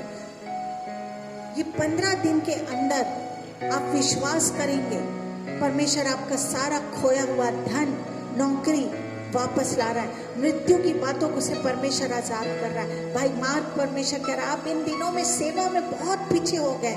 परमेश्वर दिखा रहा है अपनी परेशानी में आप खो गए हैं, अपनी ही समस्या में खो गए हैं। परमेश्वर कह रहा है फिर से गुजराती लोग के बीच में मैं सेवा को देने जा रहा हूँ। परमेश्वर आपको दिखा रहा है, मेरे को साउथ अफ्रीका में परमेश्वर आपको दिखा रहा है। बहुत जल्दी आपके बेटे के लिए परमेश्वर वहाँ पे मार्ग को खोलने जा रहा है। प्रभु मैं धन्यवाद देती हूँ इस वाणी के लिए, यीशु के नाम से, आमीन। आइए सचिन में प्रभु से हमने अद्भुत वाणी को सुना है, हम प्रभु से कहें हाँ प्रभु हमारी आंखें खोल दीजिए। कैसे अब्राहम की आंखें खुली रही और उसने जीवन की हर परिस्थिति में उस महिमा के कार्यों को करते हुए जिस दर्शन के साथ उसे बुलाया गया था, उसने उसे व्यवहारिक रूप से करके दिखाया, क्योंकि मसीह जीवन व्यवहारिक जीवन है। विश्वास करो बिना मरा हुआ उसने करके दिखाया और वो विश्वासियों का पिता कहलाया। आइए प्रभु से प्रार्थना करें कि प्रभु हमारी आंखें खोल दीजिए कि हम तेरे ही दर्शन को निभाएं। हम तेरी महिमा गाते रहेंगे और करते रहेंगे, चाहे दुख आए चाहे कष्ट आए, चाहे कुछ मिले या ना मिले, हम प्रभु की महिमा करते रहेंगे। आइए मिलकर हालेलुया रबा सेरेबेरिया रबा ओ हालेलुया। आइए उस गीत के साथ प्रभु से कहें वो दर्शन के साथ परमेश्वर हमको महिमा के इस युग में ले जाना चाहता है। परिस्थितियां कैसी हो, लोग किस प्रकार से भी शामिल होंगे, उस बीच में भी प्रभु अपनी महिमा के साथ अपने गुणों को दिखाकर परमेश्वर अपनी महिमा करेगा। बचाने का प्रयास परमेश्वर करता है, इसके द्वारा प्रभु के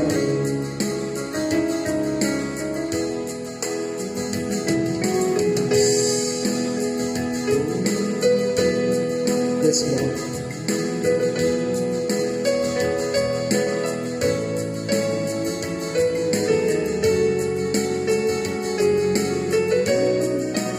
Yes, प्रार्थना में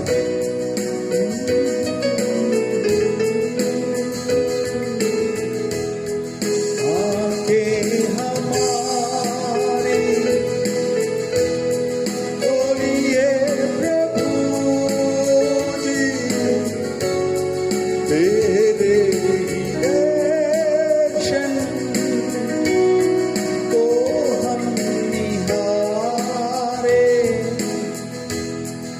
आके हमारी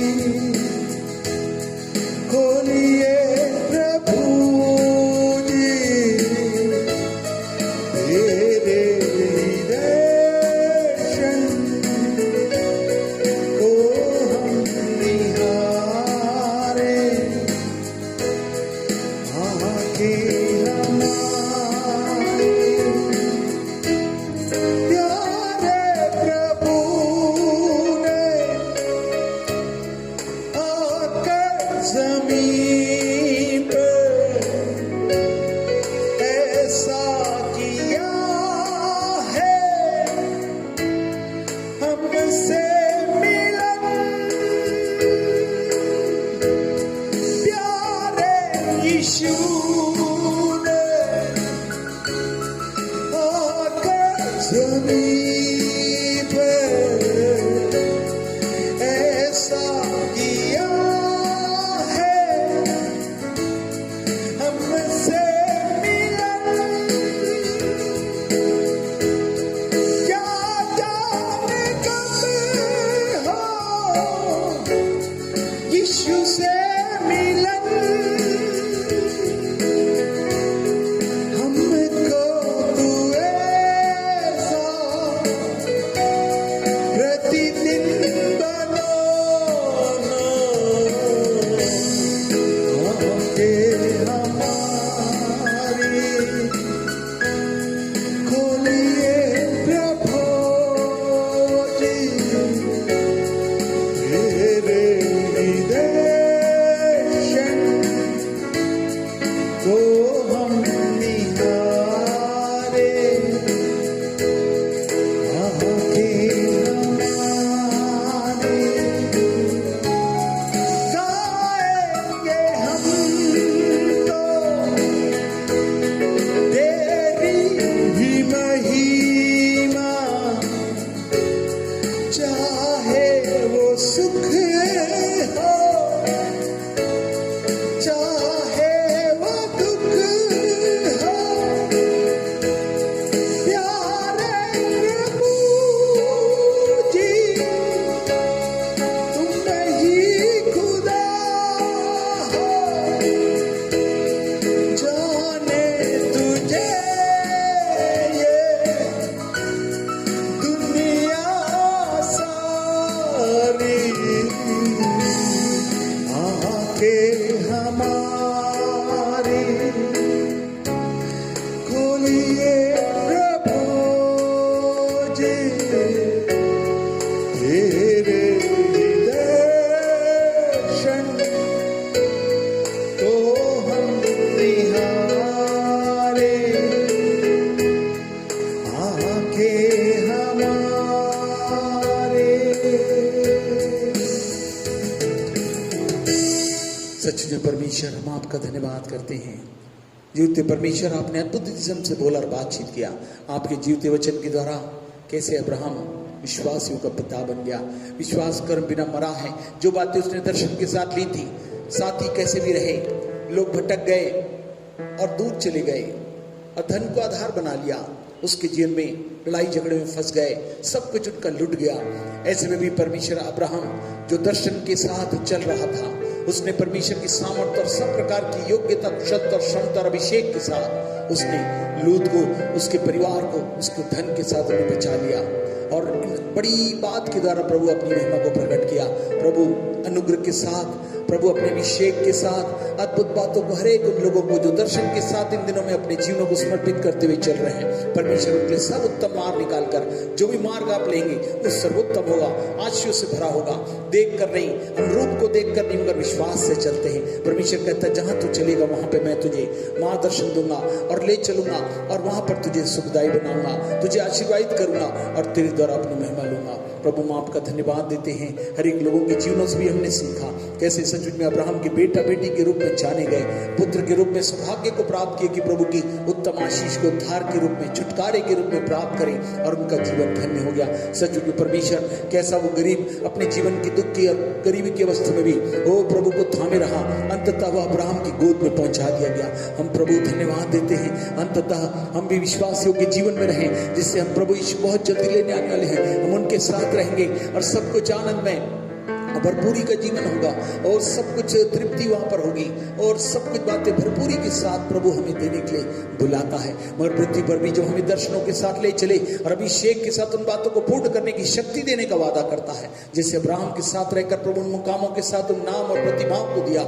वैसे ही प्रभु कहता मैं तुम्हें भी उनके साथ बैठाकर इन अंतिम दिनों के साथ जब प्रभु राज्य करेंगे हम भी प्रभु के साथ और राज्य करने वाले बन सकेंगे। प्रभु ऐसी योग्यता, कुशलता, क्षमता, पूरे समर्पण और पूरे आपके प्रति विश्वास योग्यता के साथ, पूरी सच में क्षमा के साथ, माफी के साथ, एक दूसरे से प्यार के साथ वो अपने जीवन में आगे बढ़ सके। धन्यवाद देते प्रभु, आपने हमारी प्रार्थना सुना और जिन्होंने इन वचनों को ग्रहण किया उनके जीवन में भी प्रभु आप इस अद्भुत महिमा की बातों को अभिषेक में होकर दर्शन के साथ, जिन अभिप्रायों के साथ आपने उन्हें बुलाया है उसके प्रति विश्वास योग्यता का के रूप में उसका मुकाम देने के लिए प्रभु इनकी सहायता मदद कीजिए। धन्यवाद देते प्रभु, आपने हमारी प्रार्थना सुना। सलाम जलाल आपको देते हुए इस विनती को यीशु के नाम से मांगते सुन ग्रहण करें। आमीन। हमारे उद्धारकर्ता प्रभु यीशु मसीह का अनुग्रह, परमेश्वर का प्रेम और पवित्र आत्मा की सहभागिता हमारे साथ सभी लोगों के साथ, उपस्थित समर्पित हर एक लोगों के साथ आज से लेकर दोबारा तक होती रहे। आमीन।